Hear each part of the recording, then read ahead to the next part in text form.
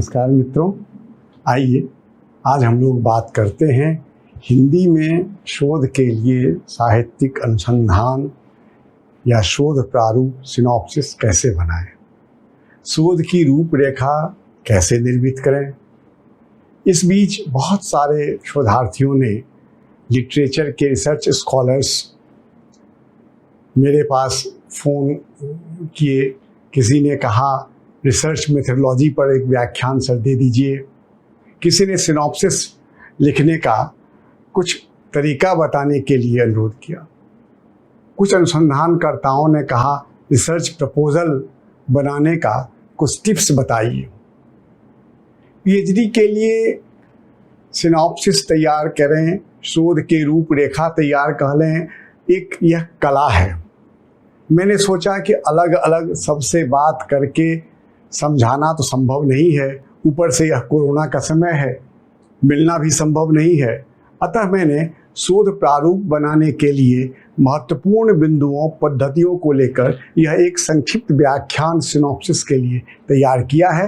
विशेष रूप से जो हिंदी के शोधार्थी हैं या किसी भी भाषा और साहित्य के शोधार्थी हैं, रिसर्च स्कॉलर हैं, उन सबको ध्यान में रखकर यह व्याख्यान तैयार किया गया है। तो आइए सीखते हैं शोध अथवा अनुसंधान के लिए प्रारूप रूपरेखा तैयार करने का सटीक तरीका। जानते हैं कि पीएचडी सिनॉप्सिस कैसे लिखें, लेकिन इसके लिए पहले संक्षेप में शोध को समझ लेना, अनुसंधान की प्रक्रिया को समझ लेना आवश्यक है, क्योंकि बिना शोध की प्रक्रिया को समझे, बिना सही विषय चुने हम श्रेष्ठ प्रारूप का निर्माण नहीं कर सकते हैं। इसलिए बहुत ही संक्षेप में यहाँ मैं आपको शोध की परिभाषा समझाता हूँ। शोध के लिए महत्वपूर्ण बिंदु कौन कौन से हैं और कौन कौन से महत्वपूर्ण पक्ष हैं जिसे हमें अनुसंधान करते समय ध्यान में रखना चाहिए, यह जरूरी है ताकि एक बेहतर शोध आप कर पाएँ। और जब शोध की अवधारणा आपके दिमाग में स्पष्ट हो जाएगी तो आप निश्चित रूप से बेहतर शोध प्रारूप का निर्माण कर पाएंगे। वैसे शोध विषय पर मैं एक वितक व्याख्यान में आपसे बात करूंगा। हिंदी में अंग्रेजी के रिसर्च शब्द के लिए अनेक शब्द हैं। अन्वेषण, गवेषणा, अनुसंधान, शोध आदि अनेक शब्द प्रचलित हैं, किंतु अनुसंधान शब्द शोध की अपेक्षा अधिक व्यवहार में है। डॉक्टर नगेंद्र ने अनुसंधान शब्द को रिसर्च के लिए मानक रूप में ग्रहण किया। यहाँ मैं आपकी सुविधा के लिए विभिन्न विद्वानों के द्वारा बताए गए उसके आधार पर डॉक्टर हरिश्चंद्र वर्मा द्वारा निर्मित एक सर्वसमावेशी परिभाषा प्रस्तुत कर रहा हूँ, जो शोध एक सुविज्ञ निर्देशक के निर्देशन में शोध प्रविधि का सम्यक पालन करने वाले प्रतिभाशाली शोधार्थी द्वारा किसी एक निश्चित विषय पर किया गया वह दृष्टि संपन्न विश्लेषण विवेचन है, जिसमें तथ्य अनुसंधान के स्तर पर अज्ञात तथा अल्प ज्ञात तथ्यों का अन्वेषण एवं भ्रांत ज्ञात तथ्यों का सत्यापन अभिष्ट रहता है एवं विश्लेषण के आधार पर निर्भ्रांत निष्कर्षों तथा सत्यों तक पहुंचने की वस्तुनिष्ठ एवं तर्क सम्मत साधना समाहित है। यहाँ हम यह भी जान लें कि शोध नए तत्वों की खोज नहीं, अपितु उसकी तर्क सम्मत व्याख्या भी है। शोध के प्रमुख तत्व इस प्रकार हैं। पहला तो नवीन तथ्यों की खोज, डिस्कवरी ऑफ न्यू फैक्ट्स। दूसरा, तथ्यों की नवीन ढंग से प्रस्तुति, यह भी नवीन ढंग की व्याख्या, fresh approach towards interpretation of facts. और तीसरा, शोध में तथ्यों का समीक्षात्मक परीक्षण और निर्णय क्षमता आवश्यक है, capability of critical examination and judgement of facts, तथ्यों का। चौथा है शोध प्रबंध की प्रस्तुति के लिए विशिष्ट उपस्थापन शैली, distinctive presentation of fact and findings. उक्त चार बिंदुओं को स्मरण रखना हमें जरूरी है। इन बिंदुओं के आलोक में साहित्यिक अनुसंधान शोध के लिए शोध प्रारूप सिनॉप्सिस बनाना कैसे बनाया जाता है, यह जानने में सुविधा होगी। शोध प्रारूप अनुसंधान रिसर्च के लिए कल्पित निर्धारित योजना का नाम है और कुछ नहीं है। इसे एक संरचना तथा एक प्रणाली भी कह सकते हैं जिसका एकमात्र प्रयोजन शोध संबंधी प्रश्नों का उत्तर प्राप्त करना होता है। आप ऐसे समझें कि जैसे किसी मकान के लिए एक नक्शा या प्रारूप तैयार करते हैं, उसी प्रकार रूपरेखा में भी हम संपूर्ण शोध की एक संरचना एवं निर्मित करते हैं।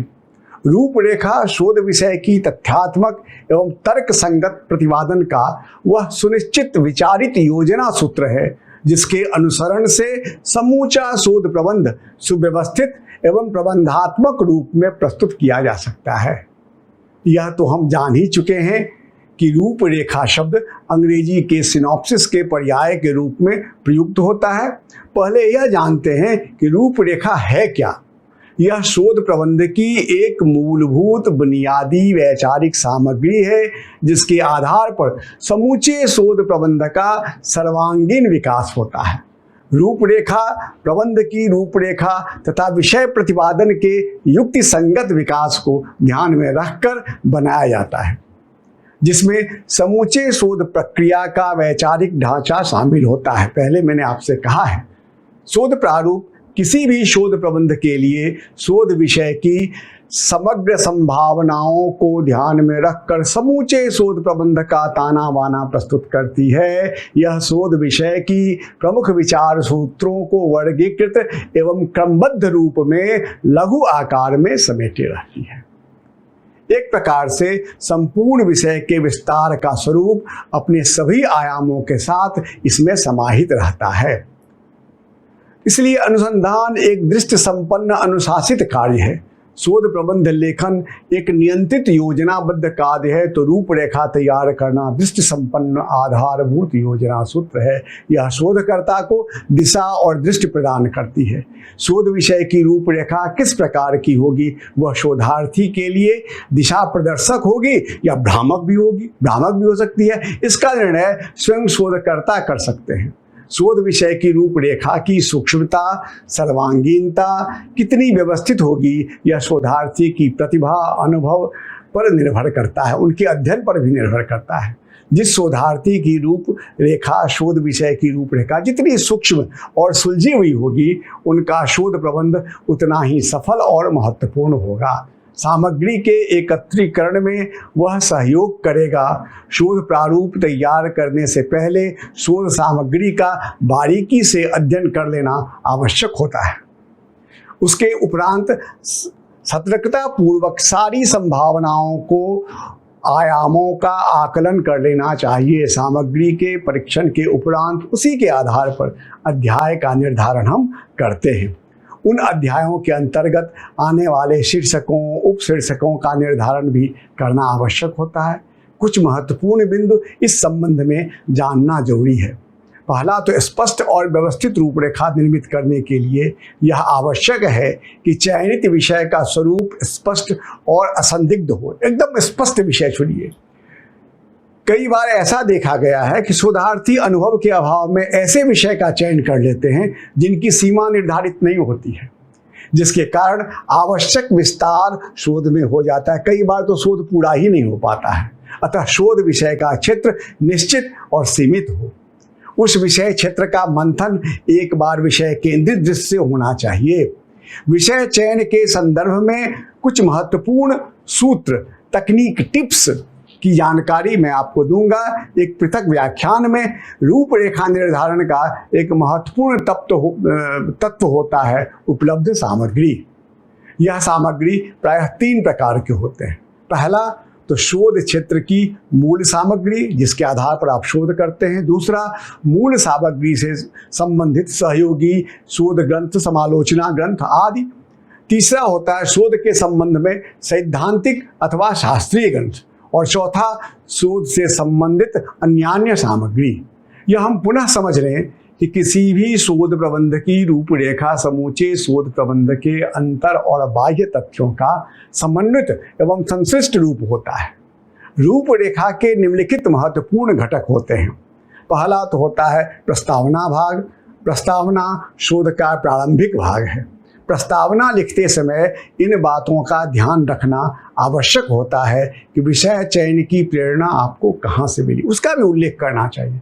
सामग्री संकलन, विषय से संबंधित कौन कौन सी सामग्री मिली जिन पर विचार किया गया है।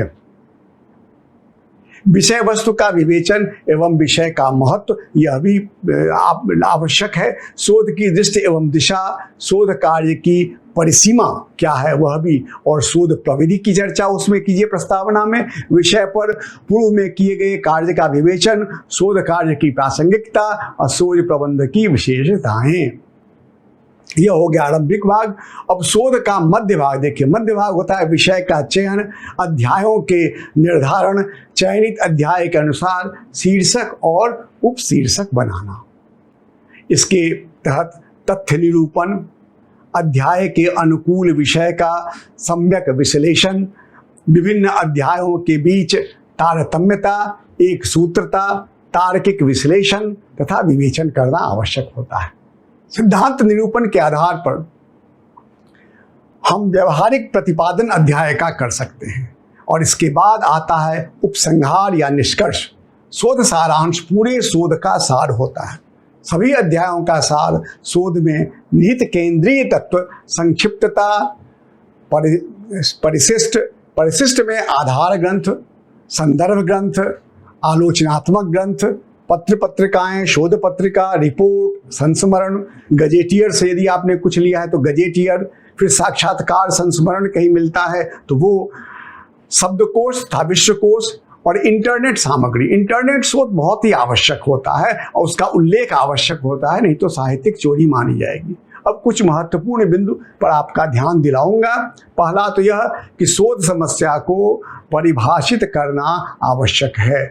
शोध विषय पर प्रकाशित सामग्री की समीक्षा करना वह भी आवश्यक है। अध्याय के दायरे में इकाई की सीमा तय करना वह आवश्यक है। प्राकल्पना जो आप करते हैं उसमें एक सूत्रता का होना बहुत ही आवश्यक है। शोध सामग्री इकट्ठा करना, सामग्री का विश्लेषण करना, व्याख्या करना और रिपोर्ट लिखना, तो ये सब बहुत ही आवश्यक तत्व हैं। अब हम कुछ उदाहरण आपकी सुविधा के लिए रूपरेखा शोध प्रारूप का उदाहरण आपके लिए प्रस्तुत करेंगे। आइए अब आपकी सुविधा के लिए दो तरह की रूपरेखा शोध प्रारूप का हम उदाहरण के लिए प्रस्तुत कर रहे हैं। पहला डॉक्टर हरीश चंद्र वर्मा द्वारा प्रस्तुत एक शोध प्रारूप देखिए। शीर्षक है कामायनी का सौंदर्य शास्त्रीय दृष्टि से अध्ययन। प्रस्तावना भाग जो है उसमें प्रथम प्रस्तुत विषय का अब तक किए गए कार्य का सर्वेक्षण विवरण और दूसरा है प्रस्तुत विषय का महत्व और संभावित योगदान। इसके बाद सीधे वो अध्याय पर आते हैं। प्रथम अध्याय जयशंकर प्रसाद योग जीवन व्यक्तित्व और कृतित्व, और उसके अंतर्गत उन्होंने दिया है प्रसाद का युग, प्रसाद का जीवन वृत्त और सौंदर्य चेतना, प्रेरणा स्रोत, व्यक्तित्व, कृतित्व, और कृतित्व के अंदर फिर उन्होंने दो दे दिया है, कामायनी, चूंकि मुख्य कृतित्व कामायनी था, और अन्य कृतियां। इसके बाद द्वितीय अध्याय में आइए सौंदर्य और सौंदर्य दृष्टि, सौंदर्य अर्थ परिभाषा और स्वरूप, सौंदर्य शास्त्र का फिर अर्थ परिभाषा और स्वरूप उन्होंने दिया है। सौंदर्य स्वरूप के आयाम उसके अंतर्गत सौंदर्य दृष्टा, सुंदर वस्तु और सौंदर्य, प्राकृतिक सौंदर्य, मानवीय सौंदर्य, कला सौंदर्य, दिव्य सौंदर्य, अनुसंधान, असुंदरता, सुंदरता का द्वंद्व और सौंदर्यानुभूति, दूसरा सौंदर्यानुभूति का सांस्कृतिक पक्ष।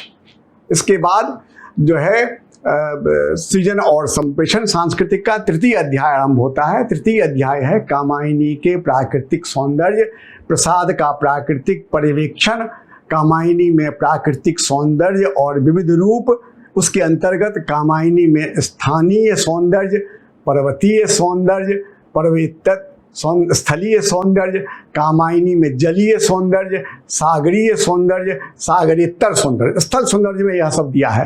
फिर कामायनी में आग्नेय सौंदर्य, वायव्य सौंदर्य और आकाशीय विषय इस तरह का, इसलिए इसमें इस तरह के शोध का स्वरूप दिया गया। सौंदर्य के अंतर्गत प्रकृति का विराट एवं भीषण रूप, कामायनी में निरूपित प्राकृत में मानवीय सौंदर्य, प्राकृतिक सौंदर्य का सांस्कृतिक पक्ष। और इसके बाद चौथा अध्याय, चौथा अध्याय में कामायनी में मानवीय सौंदर्य, प्रसाद की सूक्ष्मोन्मुख सौंदर्य दृष्टि।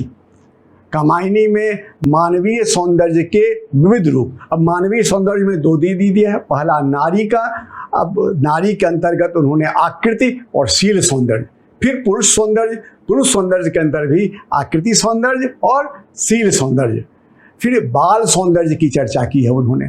कामायनी में मानवीय विद्रूपता, कामायनी में मानवीय सौंदर्य का सांस्कृतिक पक्ष, सब में सांस्कृतिक पक्ष दिया है।